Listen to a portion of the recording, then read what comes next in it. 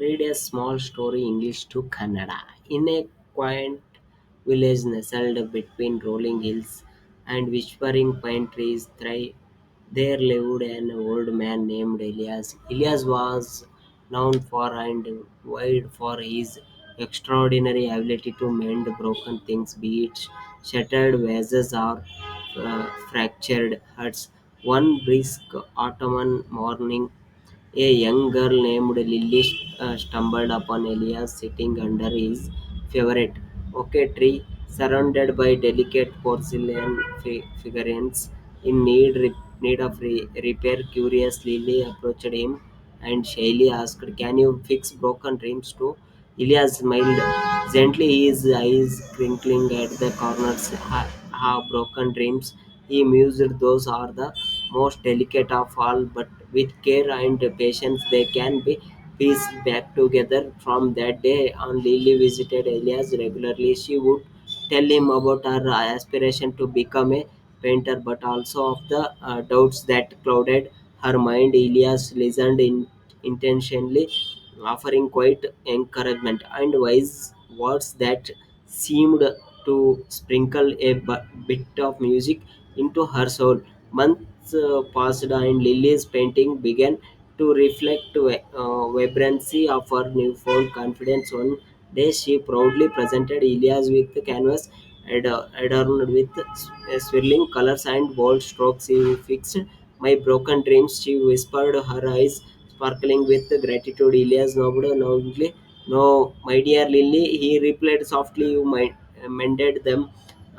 You merely helped you see the mm, you see the beauty that was always there. And so in that village where whispers of hope mingled with the rustling leaves, Elias continued to the mend broken things, both tangible and intangible, with the gentle touch of his hands. And the ಬೆಟ್ಟಗಳು ಮತ್ತು ಇದನ್ನು ಕನ್ನಡದಲ್ಲಿ ಓದಿ.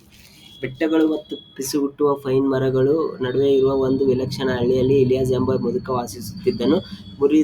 ಮುರಿದ ಊದಾನಿಗಳು ಅಥವಾ ಮುರಿದ ಹೃದಯಗಳನ್ನು ಸರಿಪಡಿಸುವ ಅವನ ಅಸಾಧಾರಣ ಸಾಮರ್ಥ್ಯಕ್ಕಾಗಿ ಎಲಿಯಾಸ್ ದೂರದವರೆಗೆ ಹೆಸರುವಾಸಿಯಾಗಿದ್ದರು. ಒಂದು ಚುರುಕಾದ ಶರತ್ಕಾಲದ ಬೆಳಿಗ್ಗೆ ಲೀಲಿ ಎಂಬ ಯುವತಿಯು ಅವನ ನೆಚ್ಚಿನ ಓಕ್ ಮರದ ಕೆಳಗೆ ಕುಳಿತಿರುವ ಇಲಿಯಾಸ್ ಎಡವಿ ಸುತ್ತಲೂ ಅಗತ್ಯವಿರುವ ಸೂಕ್ಷ್ಮವಾದ ಪಿಂಗಾಣಿ ಪ್ರತಿಮೆಗಳನ್ನು ಹೊಂದಿದ್ದಳು. ದುರಸ್ತಿಯ ಕುತೂಹಲದಿಂದ ಲೀಲಿ ಅವನ ಬಳಿಗೆ ಬಂದು ನಾಚಿಕೆಯಿಂದ ಕೇಳಿದಳು, "ನೀವು ಮುರಿದ ಕನಸುಗಳನ್ನು ಸಹ ಸರಿಪಡಿಸಬಹುದೇ? ಇಲಿಯಾಸ್ ನಿಧಾನವಾಗಿ ಮುಗುಳ್ನಕ್ಕು.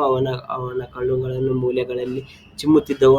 ಮುರಿದ ಕನಸುಗಳು, ಅವರು ಯೋಚಿಸಿದವು. ಅವು ಎಲ್ಲಕ್ಕಿಂತ ಹೆಚ್ಚು ಸೂಕ್ಷ್ಮವಾಗಿವೆ. ಆದರೆ ಕಾಳಜಿ ಮತ್ತು ತಾಳ್ಮೆಯಿಂದ ಅವುಗಳನ್ನು ಮತ್ತೆ ಒಟ್ಟಿಗೆ ಸೇರಿಸಬಹುದು. ಆ ದಿನದಿಂದ ಲಿಲಿ ನಿಯಮಿತವಾಗಿ ಎಲಿಯಾಸ್ಗೆ ಭೇಟಿ ನೀಡಿದರು. ಅವಳು ವರ್ಣಚಿತ್ರಕಾರನಾಗುವ ತನ್ನ ಆಕಾಂಕ್ಷೆಗಳ ಬಗ್ಗೆ ಹೇಳುತ್ತಿದ್ದಳು, ಆದರೆ ಅವಳ ಮನಸ್ಸಿನಲ್ಲಿ ಮೂಡಿದ ಅನುಮಾನಗಳ ಬಗ್ಗೆಯೂ ಹೇಳುತ್ತಿದ್ದಳು. ಎಲಿಯಾಸ್ ಗಮನವಿಟ್ಟು ಕೇಳುತ್ತಿದ್ದಳು. ಶಾಂತವಾದ ಉತ್ತೇಜನ ಮತ್ತು ಬುದ್ಧಿವಂತ ಪದಗಳು ಅವಳ ಆತ್ಮಕ್ಕೆ ಸ್ವಲ್ಪ ಮ್ಯಾಜಿಕ್ ಅನ್ನು ಚಿಮುಕಿಸುವಂತೆ ತೋರುತ್ತಿತ್ತು.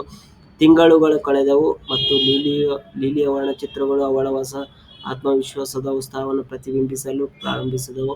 ಒಂದು ದಿನ ಅವಳು ಹೆಮ್ಮೆಯಿಂದ ಎಲಿಯಾಸ್ಗೆ ಸುತ್ತುತ್ತಿರುವ ಬಣ್ಣಗಳು ಮತ್ತು ದಪ್ಪ ಹೊಡೆತಗಳಿಂದ ಅಲಂಕರಿಸಲ್ಪಟ್ಟ ಕ್ಯಾನ್ವಾಸ್ ಅನ್ನು ಪ್ರಸ್ತುತಪಡಿಸಿದಳು. "ನೀವು ನನ್ನ ಮುರಿದ ಕನಸುಗಳು ಸರಿಪಡಿಸಿದ್ದೀರಿ," ಅವಳು ಪಿಸುಗುಟ್ಟಿದಳು. ಅವಳ ಕಣ್ಣುಗಳು ಕೃತಜ್ಞತೆಯಿಂದ ಹೊಳೆಯುತ್ತಿದ್ದವು. ಎಲಿಯಾಸ್ ತಿಳಿದಂತೆ ತಲೆಯಾಡಿಸಿದ. "ಇಲ್ಲ, ನನ್ನ ಪ್ರೀತಿ ಲಿಲಿ," ಅವರು ಮೃದುವಾಗಿ ಉತ್ತರಿಸಿದರು. "ನೀವು ಅವರನ್ನು ನೀವೇ ಸರಿಪಡಿಸಿದ್ದರೆ ಯಾವಾಗಲೂ ಇರುವ ಸೌಂದರ್ಯವನ್ನು ನೋಡಲು ನಾನು ನಿಮಗೆ ಸಹಾಯ ಮಾಡಿದ್ದೇನೆ." ಮತ್ತು ಆ ಹಳ್ಳಿಯಲ್ಲಿ ಭರವಸೆಯ ಪಿಸುಮಾತುಗಳು ರಸ್ಲಿಂಗ್ ಎಲೆಗಳೊಂದಿಗೆ ಬೆರೆತುಕೊಂಡಿವೆ. ಎಲಿಯಾಸ್ ಮುಂದುವರಿದ. ಅವನ ಕೈಗಳ ಮೃದುವಾದ ಸ್ಪರ್ಶದಿಂದ ಮುರಿದೋದ ವಸ್ತುಗಳಿಗೆ ಸ್ಪರ್ಶ ಮತ್ತು ಅಮೂರ್ತ ಎರಡೂ ಸರಿಪಡಿಸಿ. ಇದು ಇಂಗ್ಲೀಷಿಂದ ಕನ್ನಡಕ್ಕೆ ಕನ್ನಡ ಕಲೀರಿ, ನಿಮಗೆ ತುಂಬ ಉಪಯೋಗ ಆಗುತ್ತೆ. ಈ ಮಾಡೋ ಕಾರಣ ಏನಂದರೆ, ಮೊದಲಿಂದ ಇಂಗ್ಲೀಷ್ ಓದಿ ಆಮೇಲೆ ಕನ್ನಡ ಓದಿ. ಯಾವ್ಯಾವ ವರ್ಡ್ಸ್ ಎಲ್ಲೆಲ್ಲಿದೆ ಅಂತ ಸ್ವಲ್ಪ ಕ್ರಾಸ್ ಚೆಕ್ ಮಾಡ್ಕೊಳ್ಳಿ. ಇದು ನಿಮ್ಗೆ ಉಪಯೋಗ ಆಗ್ಬೋದು ಅಂತ ನಾನು ಈ ವಿಡಿಯೋ ಮಾಡ್ತಾ ಇದ್ದೇನೆ. ಇದರಲ್ಲಿ ಏನಾದರೂ ತಪ್ಪಿದ್ದರೆ ನೀವು ಕಮೆಂಟ್ ಬಾಕ್ಸಲ್ಲಿ ಕಮೆಂಟ್ ಮಾಡಿ, ಮತ್ತು ಸಬ್ಸ್ಕ್ರೈಬ್ ಮಾಡೋದನ್ನು ಮರಿಬೇಡಿ. Thank you so much. ಧನ್ಯವಾದಗಳು.